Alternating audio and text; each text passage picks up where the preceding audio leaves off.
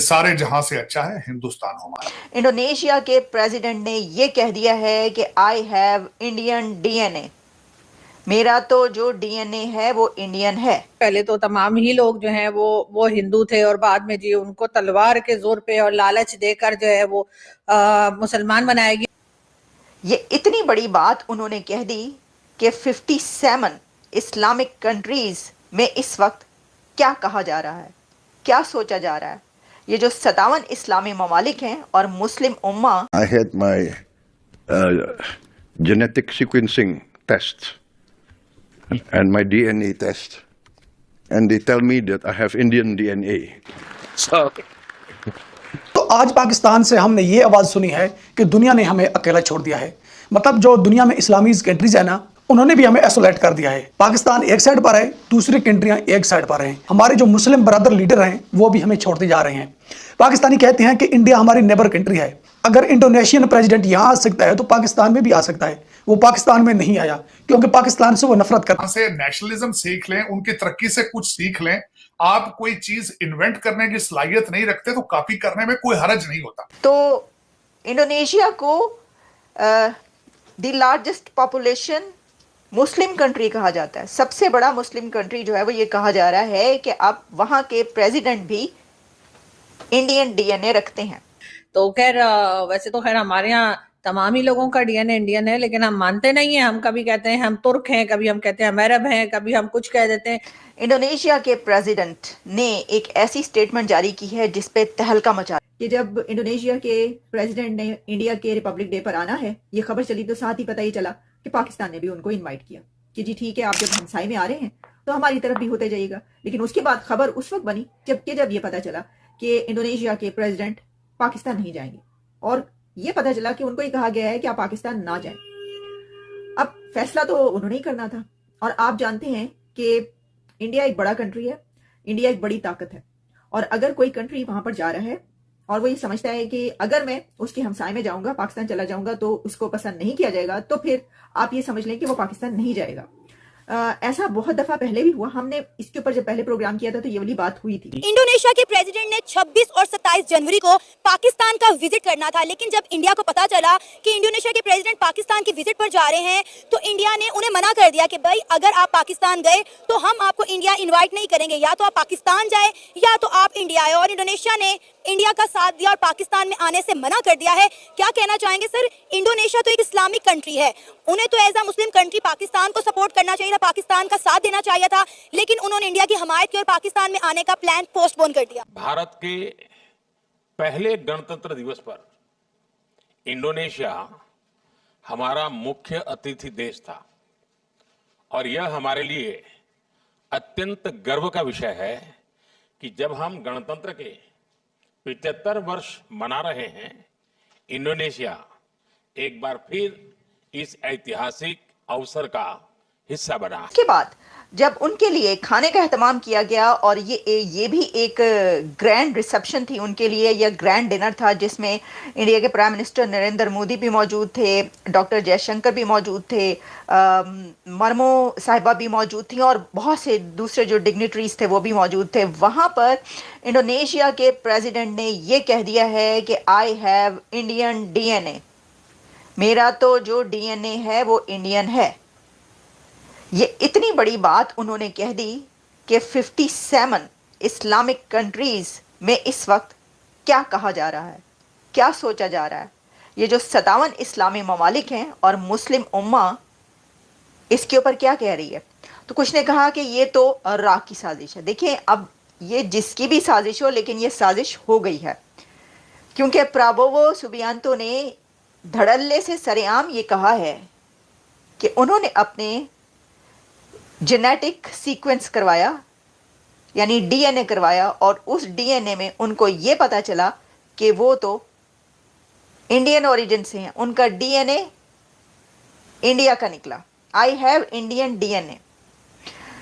तो इंडोनेशिया को the largest population Muslim country कहा जाता है। सबसे बड़ा मुस्लिम कंट्री जो है वो ये कहा जा रहा है कि अब वहाँ के प्रेसिडेंट भी इंडियन डीएनए रखते हैं।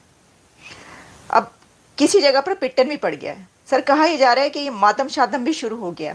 इसकी वजह यह है कि एक तो ये कि ये किसकी साजिश है, दूसरा ये, लेकिन इससे उस पर आने से पहले मैं आपको सुनवाई क्यों ना दूं, इससे पहले कि ज़रा इसका हम आपके सामने तज्जिया पेश करें।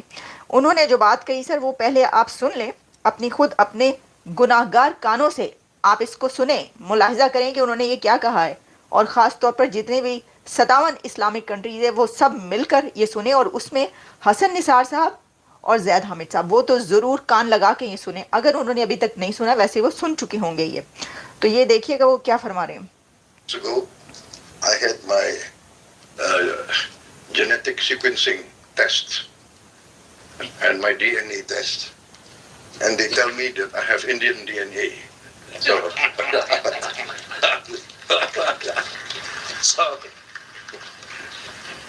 and everybody knows when I hear Indian music, I start dancing. So you know. भाई वो जैसे ही इंडियन म्यूजिक सुनते हैं वो कह रहे हैं कि मैं डांस करना शुरू कर देता हूँ। अच्छा, प्रॉब्लम ये है कि ये तो पूरी दुनिया में होता है, पूरी दुनिया में जो भी यहाँ पर कितने ऐसे लोग हैं, हॉलीवुड सेलिब्रिटीज़ तो पागल हैं इंडियन म्यूज़िक के पीछे और इंडियन कल्चर के पीछे, और पूरी दुनिया में। तो इसका मतलब है कि पूरी दुनिया के जहाँ पर भी जो लोग भी इंडियन म्यूज़िक सुनकर रक्स करना शुरू कर देते हैं तो उनका डीएनए कहीं ना कहीं जाकर इंडिया से मिलता है। क्या इसको ये समझे हम? तो देखिए ये बात आप जान लीजिए कि ऐसी एम्पायर्स, जब हम भारत की बात करते हैं ना, तो चोला एम्पायर से लेकर उससे पहले और उससे बाद की एम्पायर्स वो पूरी दुनिया पर अपना रूल करती रही हैं। जी, तो ये थे और बता रहे थे कि उनका डीएनए जो है वो इंडियन है। उन्होंने कहा जी उन्होंने अपना डीएनए जो है वो चेक करवाया तो पता लगा कि उनका डीएनए जो है वो इंडियन है। तो खैर वैसे तो खैर हमारे यहाँ तमाम ही लोगों का डीएनए इंडियन है, लेकिन हम मानते नहीं हैं। हम कभी कहते हैं हम तुर्क हैं, कभी हम कहते हैं हम अरब हैं, कभी हम कुछ कह देते हैं, लेकिन हम इंडिया की तरफ नहीं जाते। और उसका मेन रीजन भी यही है कि अगर हम ये बोल देंगे हमारा डीएनए इंडियन है या हम इंडियन है तो वो तो फिर मुश्किल हो जाएगी ना, वो फिर टू नेशन थ्योरी का चूरन नहीं चलेगा हमारा, ये वाला मसला है। तो इसलिए हम नहीं जाते। और बाकी ये कि डीएनए हम चाहे कहीं का भी कह ले, लेकिन अगर हम हरकतें इंसान वाली करेंगे तो मेरा ख्याल है कि हमारे लिए बेहतर होगा।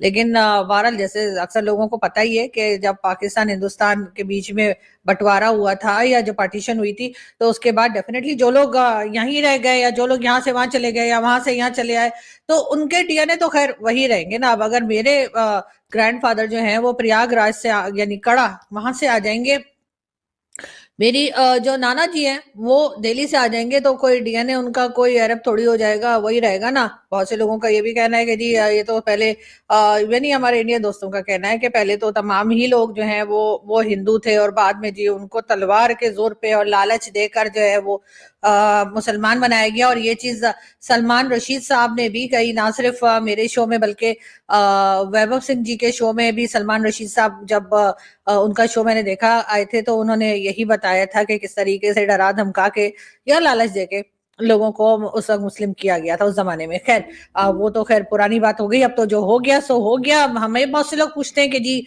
आप लोग जो हैं वो डर कर मुसलमान हुए थे, हमारी यानी हमारी फैमिली जो है वो डर कर मुसलमान हुई थी या हमारी जो फैमिली है वो लालच में हुई थी।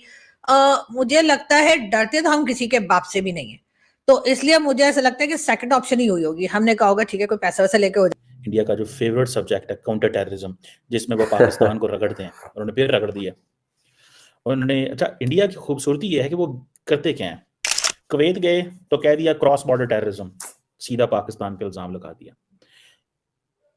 जब अभी आए इंडोनेशियन प्रेसिडेंट आए तो इंडोनेशियन प्रेसिडेंट को, इंडोनेशिया को पाकिस्तान की और इंडिया के ताल्लुकात की समझ थी, तो इंडिया ने कह दिया कि चलें ऐसे करें जो यूएन प्रोस्क्राइब टेररिस्ट ऑर्गेनाइजेशन है और जो इनके एफिलिएट्स हैं, समझ रहे हैं, इट मींस कि जनाब हम तो दुनिया की तमाम जो टेररिस्ट ऑर्गेनाइजेशंस हैं जो प्रिस्क्राइब्ड हैं और उनके जो इत्तेहादी हैं उन सबको कंडेम करते हैं। यह बात समझ गए हैं? ये है अक्सर गेम, ये होती है। तो फॉरेन ऑफिस में जो इंडिया के लोग बैठे हैं उन्होंने बड़े तरीके से ये सारा कुछ किया। मेरे ख्याल से आजकल की जो इकोनॉमीज़ हैं वो इस तरह ताल्लुकात नहीं बनाती कि रिलीजन की बेस पे या ट्राइब की बेस पे या कास्ट की बेस पे। अगर इस तरह देखा जाए तो मतलब जो टू नेशन थ्योरी थी कि हिंदू और मुसलमान इकट्ठे नहीं रह सकते, मुसलमान इकट्ठे रहेंगे। तो वो बांग्लादेश जब टूटा तो वो टू नेशन थ्योरी गलत साबित हो गई। फिर हमने कहा जी तालिबान इस्लामी है और हम भी इस्लामी हैं, और जो अशरफ गनी की हुकूमत थी डेमोक्रेटिक थी, तो डेमोक्रेसी और इस्लाम का आपस में तजाद है। तो जब अफगानिस्तान एक शरिया स्टेट बनेगी तो हमारे ताल्लुकात अच्छे होंगे, ताल्लुकात अच्छे नहीं है। तो सर उल्टा हो गया ना, अफगानिस्तान के ताल्लुकात इंडिया के साथ बेहतर हो गए। साथ बेहतर हो गया। हालांकि इंडिया के ताल्लुकात डेमोक्रेटिक गवर्नमेंट में अच्छे थे, तालिबान के साथ उनकी नहीं बनती थी ऑब्वियसली, मगर उनके ताल्लुकात अच्छे हो गए।